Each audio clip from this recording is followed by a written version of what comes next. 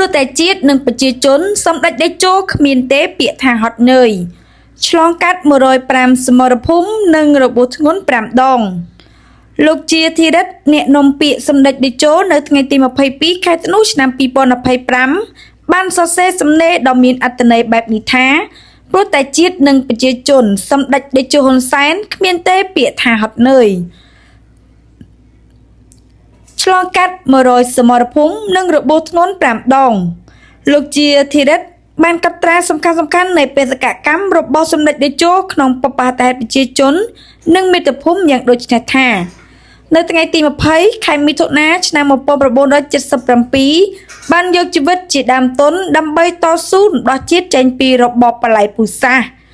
នៅថ្ងៃទី22ខែតុលាឆ្នាំ1996ធ្វើដំណើរចូលទៅតំបន់ខ្មែរក្រហមដោយបានយកជីវិតទៅបដូរនឹងសន្តិភាពសម្រាប់កម្ពុជារហូតបញ្ចប់សង្គ្រាមស៊ីវិលបានទាំងស្រុងនៅថ្ងៃទី29ខែធ្នូឆ្នាំ1998អ្នកដឹកនាំពីគំនរផេះផង់ឲ្យមានការអភិវឌ្ឍក្នុងកំណើនសេដ្ឋកិច្ចខ្ពស់ 7% នៅក្នុងមួយឆ្នាំជាង2សតវត្សនៅមុនកូវីដ 19 បើតាមលោកជាធិរិទ្ធបច្ចុប្បន្នសម្ដេចតេជោកំពុងរួមជាមួយនឹងសម្ដេចធិបតីបានផ្ដល់យុទ្ធសាស្ត្រដល់បណ្ដាមេទ័ពឲ្យទប់ទល់ជាមួយនឹងសត្រូវឈ្លានពានគ្រប់ពេលដែលជាតិនិងប្រជាជនជួបការលំបាកតែងតែមានវត្តមានរបស់សម្ដេចជានិច្ចជីវិតសម្ដេចជារបស់ជាតិខ្មែរអ្នកនាំពាក្យសម្ដេចតេជោរូបនេះបានគូបញ្ជាក់ថារាល់ពេលប្រចាំការលោកតែងដំណើរឲ្យសហការីស្ដាប់ពីបទពិសោធន៍ក្នុងភ្លុកភ្លើងសង្គ្រាមនិងដឹកនាំប្រទេសដោយលោកតែងតែរំលឹកជារឿយៗថា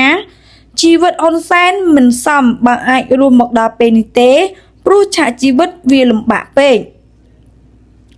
សម្ដេចតេជោហ៊ុនសែនប្រធានប្រសិទ្ធិធ្លាប់មានប្រសាសន៍ថា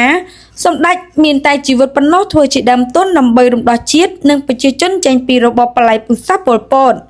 បើសិនសម្ដេចស្លាប់នាពេលនោះតើនឹងមានអ្វីកើតឡើងនាពេល45ឆ្នាំកន្លងមកនេះសម្ដេចតេជោបានយកជីវិតទៅបដូរយកការរស់រានមានជីវិតរបស់ប្រជាជនយកជីវិតទៅបដូរយកសន្តិភាពជូនប្រជាជនតាមរយៈនយោបាយឈ្នះឈ្នះយកអំណាចទៅបដូរជាមួយសន្តិភាពនិងការអភិវឌ្ឍរយៈពេលវែងតាមរយៈការផ្ទេរការដឹកនាំពីជំនាន់ចាស់ទៅកាន់ជំនាន់ថ្មី